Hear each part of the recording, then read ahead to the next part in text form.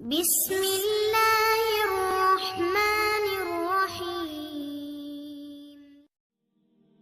ابو ہریرہ رضی اللہ عنہ سے روایت ہے کہ نبی کریم صلی اللہ علیہ وسلم نے فرمایا، بے شک دین آسان ہے، اور جو شخص دین میں سختی اختیار کرے گا تو دین اس پر غالب آ جائے گا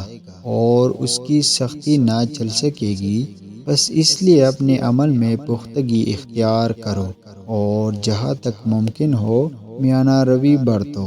اور خوش ہو جاؤ کہ اس طرز عمل سے تم کو دارین کے فوائد حاصل ہوں گے، اور صبح اور دوپہر اور شام اور کسی قدر رات میں عبادت سے مدد حاصل کرو۔ نماز 5 وقتہ بھی مراد ہو سکتی ہے کہ پابندی سے ادا کرو۔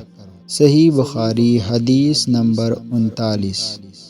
ابو سعید خدری رضی اللہ تعالی عنہ نے بتایا کہ انہوں نے رسول اللہ صلی اللہ علیہ وسلم کو یہ ارشاد فرماتے ہوئے سنا کہ جب ایک بندہ مسلمان ہو جائے اور اس کا اسلام عمدہ ہو، یعنی یقین و خلوص کے ساتھ ہو، تو اللہ اس کے گناہ کو جو اس نے اس اسلام لانے سے پہلے کیا معاف فرما دیتا ہے، اور اب اس کے بعد کے لیے بدلہ شروع ہو جاتا ہے، یعنی ایک نیکی کے عوض 10 گناہ سے لے کر 700 گناہ تک ثواب، اور ایک برائی کا اسی برائی کے مطابق بدلہ دیا جاتا ہے، مگر یہ کہ اللہ تعالیٰ اس برائی سے بھی درگزر کرے اور اسے بھی معاف فرما دے، یہ بھی اس کے لیے آسان ہے۔